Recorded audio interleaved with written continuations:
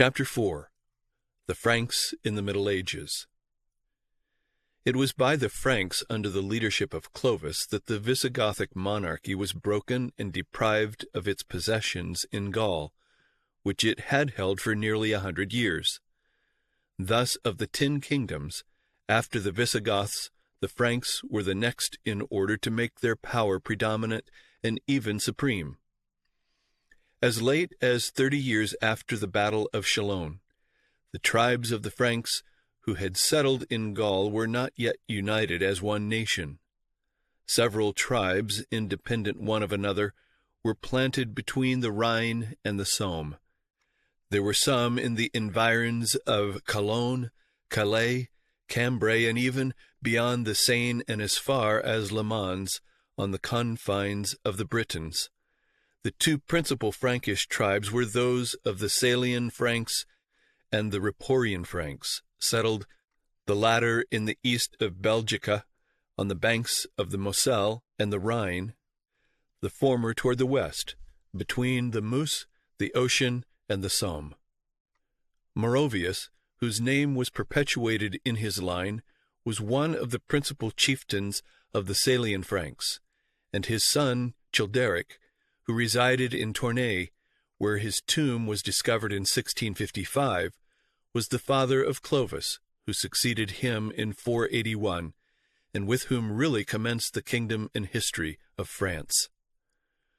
As late as A.D. 486, there was a small portion of Gaul, embracing the cities of Rheims, Troyes, Beauvais, Amiens, and the city and diocese of Soissons, which was still fairly Roman, and was ruled by Cyagrius, a Roman under the title of Patrician, or, as some gave it, King of the Romans.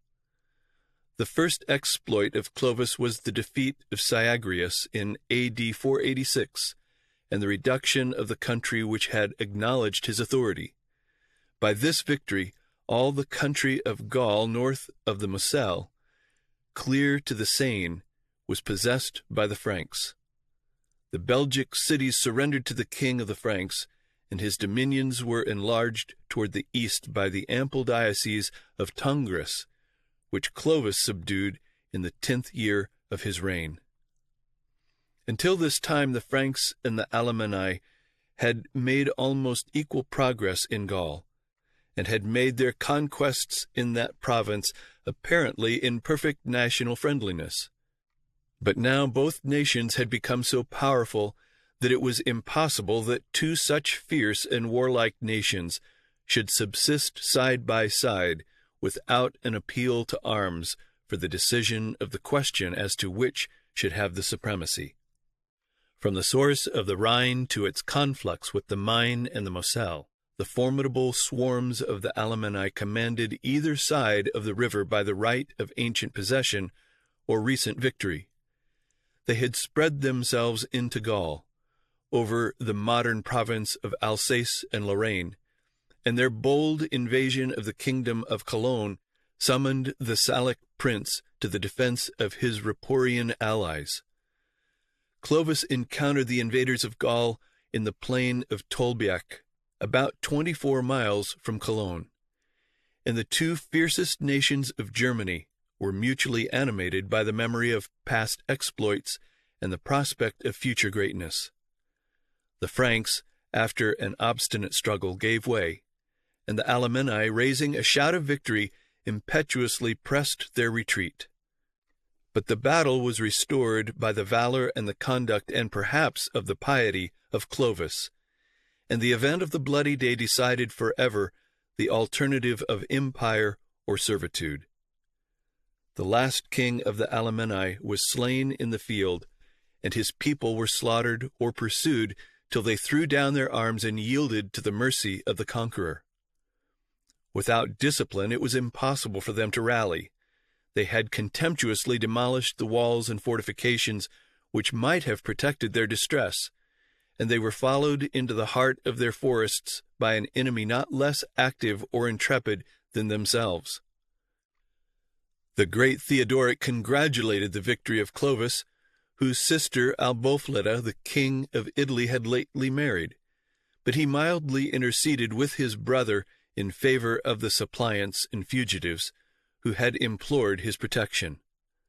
The Gallic territories, which were possessed by the Alemanni, became the prize of their conqueror, and the haughty nation, invincible or rebellious to the arms of Rome, acknowledged the sovereignty of the Merovingian kings, who graciously permitted them to enjoy their peculiar manners and institutions under the government of official and, at length, of hereditary dukes. The defeat of the Burgundians followed that of the Alemanni, A.D. 499. The kingdom of the Burgundians, which was defined by the course of two Gallic rivers, the Saône and the Rhône, extended from the forest of Vosges to the Alps and the Sea of Marseille. The scepter was in the hands of Gundobald. That valiant and ambitious prince had reduced the number of royal candidates by the death of two brothers, one of whom was the father of Clotilda, but his imperfect prudence still permitted Godesil, the youngest of his brothers, to possess the dependent principality of Geneva.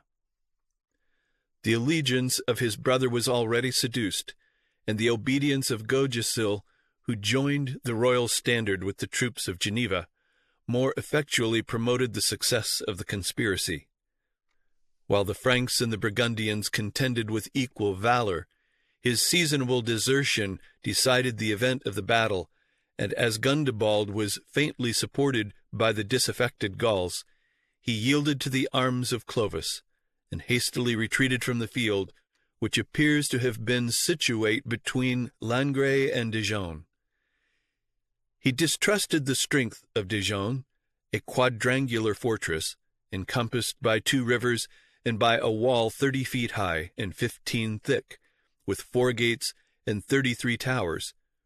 He abandoned to the pursuit of Clovis the important cities of Lyon and Vienna, and Gundobald still fled with precipitation till he had reached Avignon at the distance of 250 miles from the field of battle.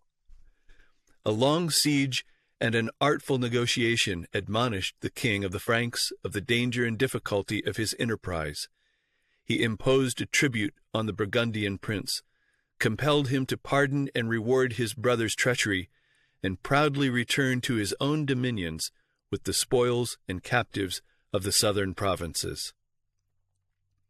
This splendid triumph was soon clouded by the intelligence that Gundobald had violated his recent obligations, and that the unfortunate Godegisil, who was left at Vienna with a garrison of 5,000 Franks, had been besieged, surprised, and massacred by his inhumane brother. Such an outrage might have exasperated the patience of the most peaceful sovereign, yet the conqueror of Gaul dissembled the injury, released the tribute, and accepted the alliance and military service of the King of Burgundy.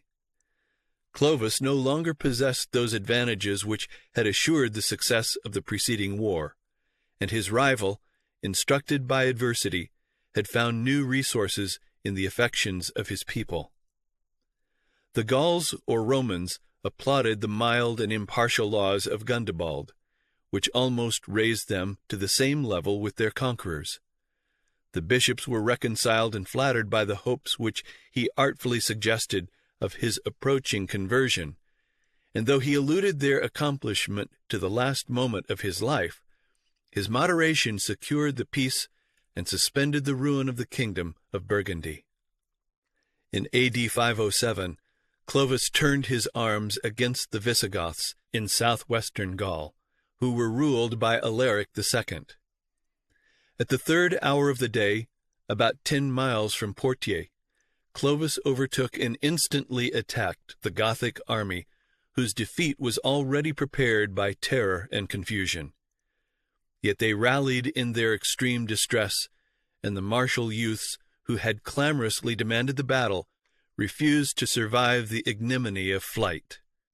The two kings encountered each other in single combat. Alaric fell by the hand of his rival, and the victorious Frank was saved by the goodness of his cuirass and the vigor of his horse from the spears of two desperate Goths who furiously rode against him to revenge the death of their sovereign. The vague expression of a mountain of the slain serves to indicate a cruel, though indefinite slaughter. In AD 508, a treaty of peace was made between the two peoples. The Visigoths were suffered to retain the possession of Septimania, a narrow tract of seacoast, from the Rhone to the Pyrenees, but the ample province of Aquitaine, from those mountains to the Loire, was indissolubly united to the kingdom of France. In AD 510, Anastasius, emperor of the Eastern Empire of Rome, sent to Clovis at Tours a solemn embassy, bringing to him the titles and insignia of patrician and consul. Clovis, says Gregory of Tours, put on the tunic of purple and the chlamys and the diadem. Then mounting his horse, he scattered with his own hand and with much bounty gold and silver amongst the people on the road which lies between the gate of the court belonging to the Basilica of St. Martin and the church of the city. From that day he was called Consul and Augustus. On leaving the city of Tours, he repaired to Paris, where he fixed the seat of his government. Paris was certainly the political center of the dominion, the intermediate point between the early settlements of his race and himself in Gaul and his new Gallic conquests. But he lacked some of the possessions nearest to him. To the east, north, and southwest of Paris were settled some independent Frankish tribes governed by chieftains with the name of kings. So soon as he had settled in Paris, it was the one fixed idea of Clovis to reduce them all to subjection. He had conquered the Burgundians and the Visigoths. It remained for him to conquer and unite together all the Franks. The barbarian showed himself in his true colors during this new enterprise, with his violence, his craft, his cruelty, and his perfidy. By the basest treachery and by sheer murder, he put out of his way the kings of these Frankish tribes, and so Clovis remained sole king of the Franks, for all the independent chieftains had disappeared. Clovis died November 27, 511, and his dominions were divided among his 4 sons, Theodoric or Thierry I, Childebert, Clodomir, and Clotaire I. Theodoric, or Thierry I, the eldest son, had the northeastern portion, which lay on both sides of the Rhine, with his capital at Metz. Childebert, the second son, held the central part, the country around Paris, with Paris as his capital. Clodomir, the third son, received western Gaul along the Loire, and had his capital at Orleans. Clotaire, the youngest son, ruled in the northern part of Gaul, with his capital at Soissons. The Alemanni, under the governorship of dukes, belonged with the eastern partition and were tributary to Theodoric.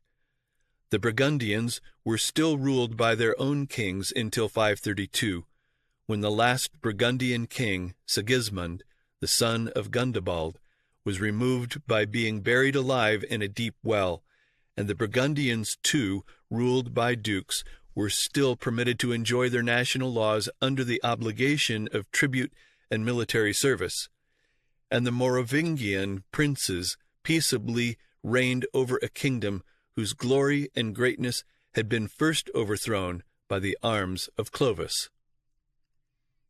The quadruple division of the dominions of Clovis ended in 558 by being merged in the sole rule of Clotaire I, who held the power till his death in 561, when it was again divided into 4 parts among his 4 sons, Charlemagne, king of Paris, Gontran of Orleans, Sigebert of Metz, and Chilperic of Soissons. The Burgundians fell to the portion of Gontran, who left Orleans and fixed his capital in their country.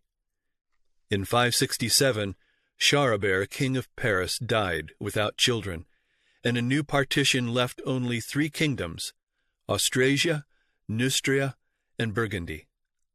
Austrasia in the east extended over the two banks of the Rhine and comprised, side by side with Roman towns and districts, populations that had remained Germanic. The Alemanni, Swabians, belonged in this division.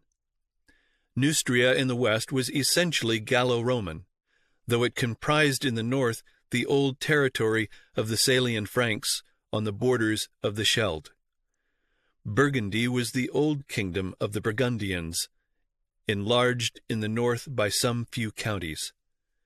Paris, as having been the residence of Clovis, their common progenitor, was kept as a sort of neutral city, which none of them could enter without the common consent of all. In A.D. 567 to 570, the Lombards, who until this time had continued to dwell in Noricum and northern Pannonia, led by their king Alboin, removed to Italy. The victorious Otherus asserted his claim to the dominion of Italy. At the foot of the Rhaetian Alps he subdued the resistance and rifled the hidden treasures of a sequestered island in the Lake of Comum. At the extreme point of Calabria, he touched with his spear a column on the seashore of Rhegium, proclaiming that ancient landmark to stand the immovable boundary of his kingdom. With the exception of the possessions of the Exarchate of Ravenna and some cities on the coast, the remainder of Italy was possessed by the Lombards, and from Pavia, the royal seat, their kingdom was extended to the east, the north, and the west as far as the confines of the Avars, the Bavarians, and the Franks of Austrasia and Burgundy. In A.D. 613, new incidents connected with family matters placed Clotaire II, son of Chilperic and heretofore king of Soissons, in possession of the three kingdoms of Austrasia, Neustria, and Burgundy. Clotaire II kept them united until 628, and left them so to his son Dagobert I, who remained in possession of them until 638. At his death, a new division of the Frankish dominions took place, no longer into three, but two kingdoms, Austrasia being the one, and Neustria and Burgundy the other. In tracing this history farther, it is essential to note the rise of a new character in these kingdoms, the mayor of the palace, which finally developed the era of Charlemagne. The last king of the line of Clovis, who displayed or possessed any of the characteristics of a king, was Dagobert I. After his death in A.D. 638, the kings dwindled into insignificance, if not idiocy, and the mayors of the palace assumed sole authority, yet always in the name of the do-nothing kings, and the struggle for supremacy was kept up between the mayors as it had been before by the kings. Finally, in A.D. 687, Pepin of Harristol, mayor of the Palace of Austrasia, defeated Berthar, mayor of Neustria, at the Battle of Testri, and so brought the contest virtually to an end. From that time to the end of his life in A.D. 714, Pepin of Harristol was unquestioned master of all Franks, the kings under him being utterly insignificant.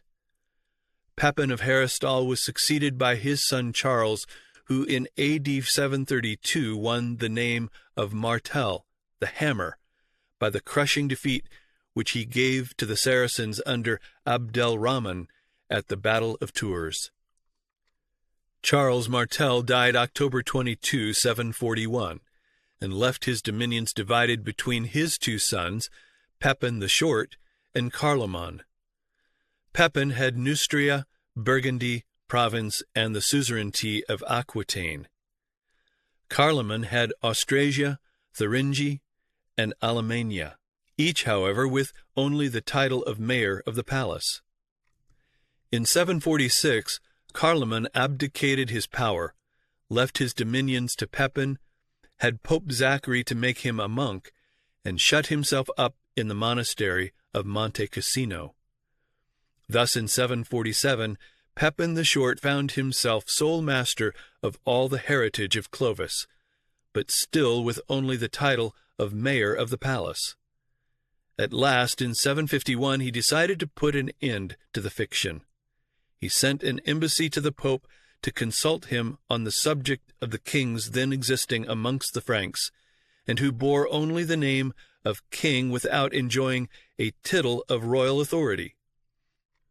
The Pope, who had already been posted on the matter, answered that it was better to give the title of king to him who exercised the sovereign power. Accordingly, the next year in March 752, in the presence and with the assent of the General Assembly at Soissons, Pepin was proclaimed King of the Franks, and received from the hand of Saint Boniface the sacred anointing. At the head of the Franks, as mayor of the palace from 741 and as king from 752, Pepin had completed in France and extended in Italy the work which his father Charles Martel had begun and carried on from 714 to 741 in state and church. He left France reunited in one and placed at the head of Christian Europe. He died at the monastery of Saint Denis, September 18, 768. Pepin, like his father, left his dominions to two sons, Charles and Charlemagne, but in 771 Charlemagne died, leaving Charles sole king, who by his remarkable ability became Charles the Great, Charlemagne. The appellation of great has often been bestowed and sometimes deserved, but Charlemagne is the only prince in whose favor the title has been indissolubly blended with the name. The dignity of his person, the length of his reign, the prosperity of his arms, the vigor of his government, and the reverence of distant nations distinguished him from the royal crowd, and Europe dates a new era from his restoration of the Western Empire. It seems almost certain that Charlemagne really aspired to the restoration of the Roman Empire. But one life was too short, and there was no second Charlemagne. Besides this, the prophetic word was written that when once Rome was divided into its 10 parts, they should not be made to cleave one to another any more than could iron and clay. Charlemagne reigned 46 years, 43 from the death of Charlemagne, 33 of which were spent in almost ceaseless wars.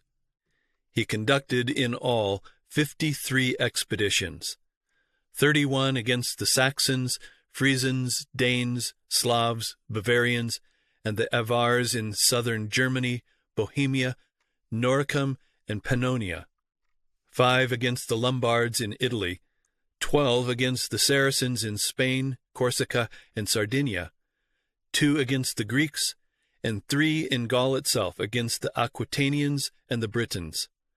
Thus Saxony, Bohemia, Bavaria, Pannonia, the Lombard kingdom of Italy as far as the Duchy of Beneventum, that part of Spain between the Pyrenees and the river Ebro, Burgundy, Alemannia, and all Gaul were subject to Charlemagne. He already wore the iron crown of Lombardy, in addition to bearing the kingship of all the Frankish dominions, and on Christmas Day 800, in the Church of St. Peter, Pope Leo III placed a precious crown upon the head of this mighty king, while the great dome resounded with the acclamations of the people.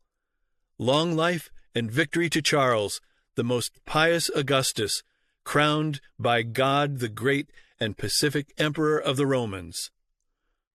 And when in 801 an embassy arrived with curious presents from Harun al-Rashid, the great caliph who held in the east the like position to that held by Charles in the west, men recognized it as a becoming testimony to the worldwide reputation of the Frankish monarchy.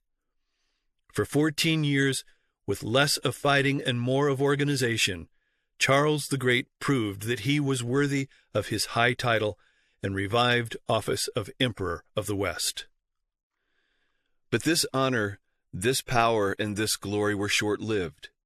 Charlemagne died at Aix-la-Chapelle, January 28, 814, and the unity of the empire which he had formed was at an end. Like more than one great barbaric warrior, he admired the Roman Empire that had fallen, its vastness all in one and its powerful organization under the hand of a single master.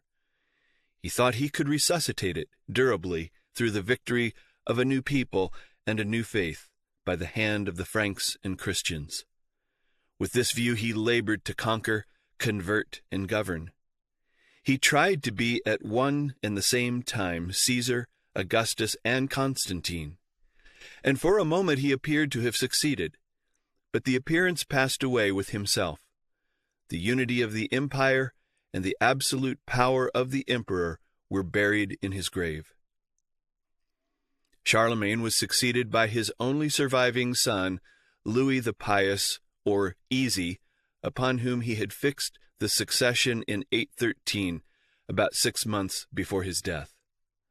Louis passed his life in a struggle with an ambitious second wife and 3 undutiful sons, who by constant rebellions abused his natural gentleness and goodness.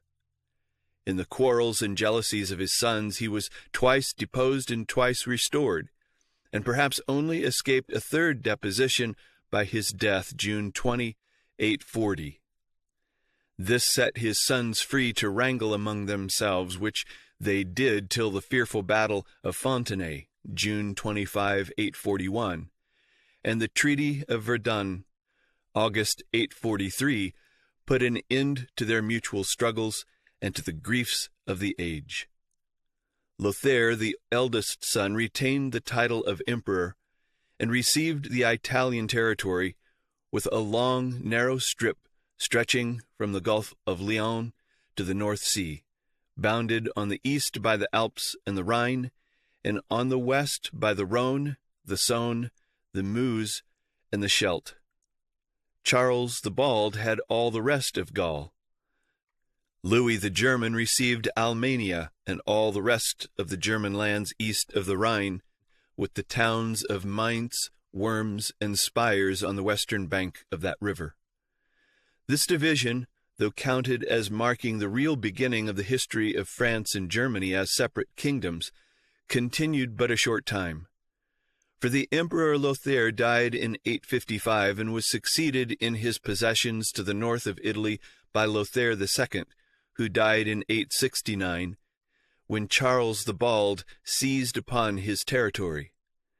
But Louis the German disputed his seizure of the whole prize, and in 870 they signed the Treaty of Mersenne, by which Louis became possessed of most of Lotharingia, or, as it was now called, Lorraine.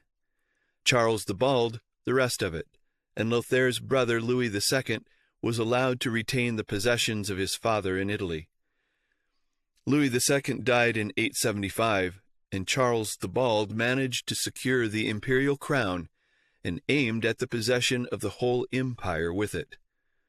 But Louis the German, at his death in 876, had divided Germany among his 3 sons, Carloman, Louis, and Charles, the second of whom, Louis, met Charles the Bald on the field of Andernach, and gained such a victory over him as not only to put an effectual damper upon his imperial aspirations, but to force him to give up the portions of Lorraine that had been ceded to his father by the Treaty of Mersenne. Carloman and Louis both soon died, and the German kingdom passed to Charles, surnamed the Fat, the youngest of the 3 sons of Louis the German. Charles the Fat, incompetent, indolent, and gluttonous, became, without any effort of his own, sovereign of all the dominions of Charlemagne except Burgundy, which now became again an independent state.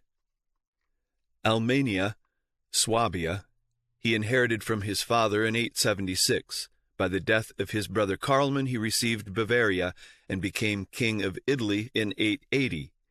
He was crowned emperor in 881. The death of his brother Louis of Saxony gave him all the rest of the Germanic possessions, and as Charles the Bald had died in 877, and had no successor who could relieve France from the scourge of the Northmen, Charles the Fat was invited to become the King of France at the death of Charlemagne in 885. But instead of boldly meeting the Northmen with an army, he adopted the policy of buying off these bold savages who had plundered Cologne and Trèves, and had fed their horses over the very grave and in the beautiful basilica of Charlemagne.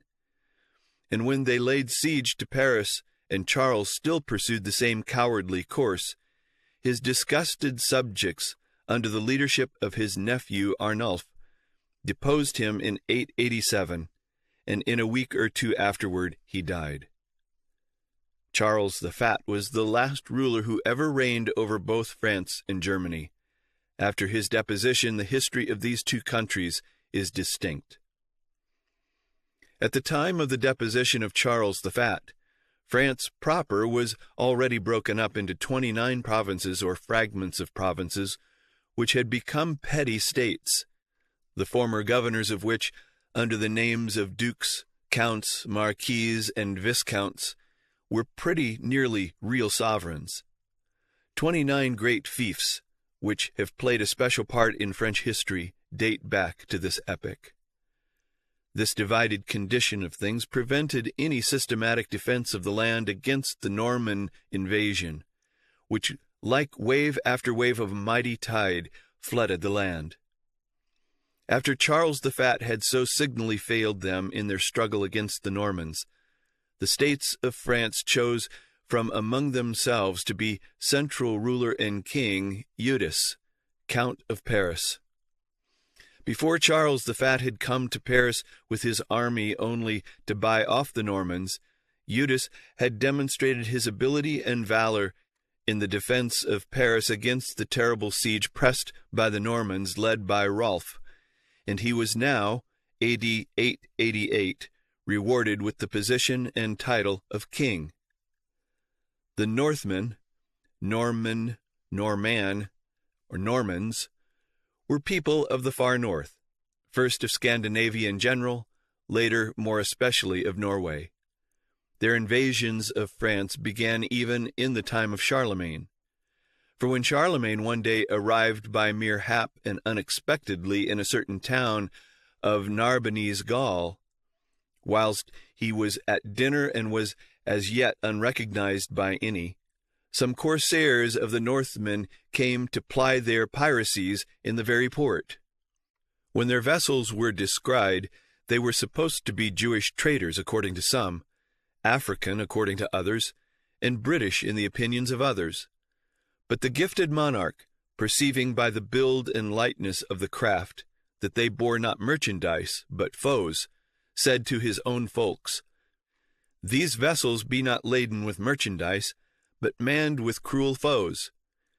At these words, all the Franks, in rivalry one with another, ran to their ships, but uselessly, for the Northmen feared lest all their fleet should be taken or destroyed in the port, and they avoided by a flight of inconceivable rapidity not only the glaives, but even the eyes of those who were pursuing them. Pious Charles, however, a prey to well-grounded fear, rose up from the table, stationed himself at a window looking eastward, and there remained a long while, and his eyes were filled with tears. As none durst question him, this warlike prince explained to the grandees who were about his person the cause of his movement and of his tears. "Know ye, my lieges, wherefore I weep so bitterly? Of a surety I fear not lest these fellows should succeed in injuring me by their miserable piracies, but it grieveth me deeply that, whilst I live, they should have been nigh to touching at this shore, and I am a prey to violent sorrow when I foresee what evils they will heap upon my descendants and their people." The forecast and the dejection of Charles were not unreasonable. It will be found that there is special mention made in the chronicles of the 9th and 10th centuries of 47 incursions into France of Norwegian, Danish, Swedish, and Irish pirates, all comprised under the name of Northmen, and doubtless many other incursions of less gravity have left no trace in history. It was one of the greatest of these invasions, led by Rollo or Rolf, that resulted in the raising of Eudes, Count of Paris, to the kingship in 888. When questioned by a messenger of the Franks as to their intentions, Rollo answered, "We be Danes, and all be equally masters amongst us. We be come to drive out the inhabitants of this land, and subject it as our own country." The contest between Eudes and Rollo was variable, but with the general gain in favor of the Normans. This because Rollo showed himself friendly to the people not found in arms, and treated gently those in the towns and country which he gained. Thus not only were the Franks kept from uniting solidly against the Normans, but some of the divisions were actually won to cooperation with them. In addition to this successful policy toward the people of France, Rollo held the lasting friendship of Alfred the Great and his successor, Athelstan of England. He thus became, from day to day, more reputable as well as more formidable in France, insomuch that Eudes himself was obliged to have recourse in dealing with him to negotiations and presents. The provinces of southern France had not acknowledged Eudes as king. When he had quieted the Normans, Eudes ventured an attempt to compel the southern provinces to acknowledge him as king. Then the southern lords, united with the disaffected parties in the northern provinces, held at Reims in 893 a great assembly, and elected as rival king Charles the Simple. He placed himself under the protection of the Emperor Arnulf, of whose house he was, and Arnulf formally invested him with the kingdom of France, and sent soldiers to assert his claims. In 898, Eudes died, and Charles the Simple was recognized sole king of France. By this time, Rollo with his Normans had grown to be such a power in France that the necessity of treating with him was clear. In 911, Charles, by the advice of his counselors, and amongst them of Robert, brother of the late King Eudes, who had himself become Count of Paris and Duke of France, sent to the chieftain of the Northmen, Franco, Archbishop of Rouen, with orders to offer him the cession of a considerable portion of Neustria and the hand of his young daughter Giselle, on condition that he become a Christian and acknowledge himself the king's vassal.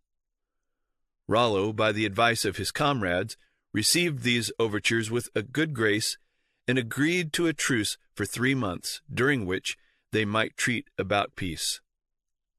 At the end of the 3 months, the Normans had concluded to accept in general the king's offer.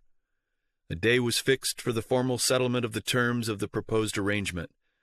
Rollo insisted on receiving much more territory than King Charles had originally offered. This, with all other matters, was made satisfactory to him and his warriors, and then came the fulfillment of their part of the compact, their baptism, and Rollo's swearing fealty as vassal of the king. Rollo and his warriors were formally baptized, Rollo receiving the name of Robert, and duly receiving in marriage the king's daughter Giselle. Then came the swearing of fealty. This was a ceremony which, in those times, was performed whenever there was a change either of the overlord or of the underlord. The duke, count, or whatever he was, knelt down before the overlord, and holding his hands, swore to follow him in war and to be true to him always. The overlord, in his turn, swore to aid him and be a true and good lord to him in return, and kissed his brow. In return, the underlord, vassal, as he was called, was to kiss the foot of his superior. This was paying homage. Kings thus paid homage and swore allegiance to the emperor, dukes or counts to kings, lesser counts or barons to dukes, and for the lands they owned they were bound to serve their lord in council and in war, and not to fight against him. Lands so held were called fiefs, and the whole was called the feudal system.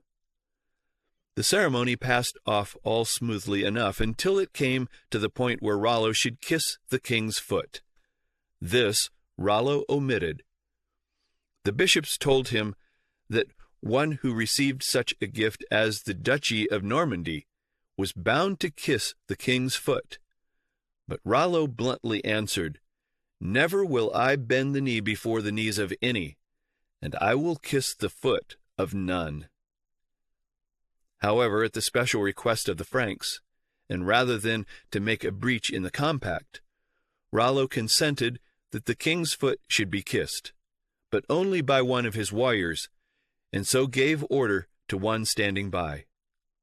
The tall Northman, instead of kneeling and reverently performing the ceremony, simply stooped and seized the king's foot, and standing bolt upright, lifted it to his lips, with the result that the king, with his throne and all, was upset backward, which caused great bursts of laughter and much disturbance amongst the throng. Then the king and all the grandees who were about him, prelates, abbots, dukes, and counts, swore in the name of the Catholic faith that they would protect the patrician Rollo in his life, his members, and his folk, and would guarantee to him the possession of the aforesaid land, to him and his descendants forever. After which the king, well satisfied, returned to his domains, and Rollo departed with Duke Robert for the town of Rouen. Thus arose the Duchy of Normandy, whose dukes and people played such a large part in the history of the later Middle Ages. There the history of Normandy began. Rolf becomes Duke Robert, his people become Frenchmen. The duchy soon grew into a compact and orderly state, prosperous and vigorous. Norman towns and churches sprang up in all lands. French manners and speech soon ruled supreme. And in all the arts of peace, in building, commerce, letters, the Normans forthwith took the lead. The noble Scandinavian race, destined to influence so large a portion of the world's history, herein made worthy mark on the soil and institutions of France. Soon after this time the French lords, headed by Robert, Duke of France, the king of the barons, second son of Robert the Strong, rose against their caroling king and shut him up in Laon, the last stronghold of his family. Thence he fled into Lorraine. On the death of Robert, the barons made Rodolph of Burgundy their king, and continued the strife, and Charles, falling into the hands of Hubert of Vermandois, was held by him as a hostage till his death in 929. Rodolph then became the undisturbed king till he too died in 936. The barons, under the guidance of Hugh the White, or the Great, son of Robert, the greatest man of his age, sent over to England for Louis the son of Charles, who had been carried thither by his mother for safety. This is that Louis d'Outremer, Louis from oversea, who now became king. After showing unusual vigor in a struggle with Otho the Great of Germany, who claimed the kingship over France, he was recognized by all in 941. His reign could be nothing but the miserable record of a struggle against the great lords, Hugh the Great and Richard of Normandy. In this perpetual and wearisome strife he spent his latter days, and died still a young man in 954. He was the only man of energy among all the later Carolings. His son Lothair succeeded. His was a long and inglorious reign, ending in 986. His son Louis followed, ruling for a single year. He died childless in 987, and the only heir to the throne, if the feudal lords chose to recognize an hereditary claim, was his uncle Charles, Duke of Lorraine. The barons did not choose to be so tied. They set the caroling prince aside and elected Hugh, Duke of France, to be king. He was afterward solemnly crowned at Reims by Archbishop Adalberon. Thus did Hugh Capet, founder of a great dynasty, come to the throne. With him begins the true history of the Kingdom of France. We have reached the epoch of the Feudal Monarchy. Hugh Capet, eldest son of Hugh the Great, Duke of France, was but a Neustrian noble when he was elected king. The house of the Carolings was entirely set aside, its claims and rights denied, by the new force now growing up, the force of feudalism. The head of the barons should be one of themselves. He should stand clear of the imperial ideas and ambitions which had ruled the conduct of his predecessors. He should be a Frenchman in speech and birth and thought, and not a German. But above all, he must be strong enough to hold his own. And among the great lords of northern France, the representative of the house of Robert the Strong held the most central position, and united in himself most elements of strength. That the king should be strong enough to hold his own was indeed the greatest need, if there were to be any king of France at all. We have seen that at the time of the deposition of Charles the Fat, exactly 100 years before, France was broken up into 29 petty states. But at the time of the election of Hugh Capet, 987, the number of petty states had increased to 55. And the temper of their rulers is aptly indicated in the reply that one of them, Adalbert, Count of Pregord, once made to Hugh Capet himself after he had been made king. In a tone of superiority, Hugh had asked, "Who made thee count?" Quick as a flash, Adalbert darted back the words, "Who made thee king?" It was a confederation of petty sovereigns, of petty despots, unequal amongst themselves, and having one toward another certain duties and rights, but invested in their own domains over their personal and direct subjects with arbitrary and absolute power. This is the essential element of the feudal system. Therein it differs from every other aristocracy, every other form of government. There has been no scarcity in this world of aristocracies and despotisms. There have been peoples arbitrarily governed, nay, absolutely possessed by a single man, by a college of priests, by a body of patricians. But none of these despotic governments was like the feudal system. Liberty, equality, and tranquility were all alike wanting from the 10th to the 13th century.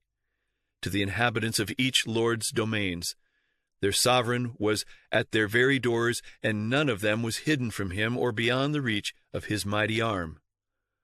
Of all tyrannies, the worst is that which can thus keep account of its subjects, and which sees from its seat the limits of its empire. The caprices of the human will then show themselves in all their intolerable extravagance, and moreover with irresistible promptness. It is then, too, that inequality of conditions makes itself more rudely felt.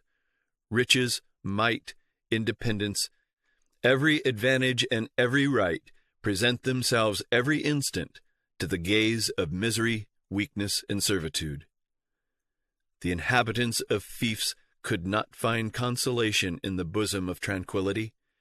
Incessantly mixed up in the quarrels of their lord, a prey to his neighbors' devastations, they led a life still more precarious and still more restless than that of the lords themselves, and they had to be put up at one and the same time with the presence of war, privilege, and absolute power. Politically, feudalism might be defined as the system which made the owner of a piece of land, whether large or small, the sovereign of those who dwelt thereon, an annexation of personal to territorial authority more familiar to Eastern despotism than to the free races of primitive Europe. On this principle were founded, and by it are explained, feudal law and justice, feudal finance, feudal legislation, each tenant holding toward his lord the position which his own tenants held toward himself. And it is just because the relation was so uniform, the principle so comprehensive, the ruling class so firmly bound to its support, that feudalism has been able to lay upon society that grasp which the struggles of more than 20 generations have scarcely shaken off. From this point onward to the period of the Reformation, The history of France is so wrapped up in contentions with the papacy, with the Crusades, and with the 100 Years' War with England, that it is not necessary to treat it any further separately. The dynasty founded in the election of Hugh Capet continues even today in certain claimants to the throne of France, if only that throne were restored.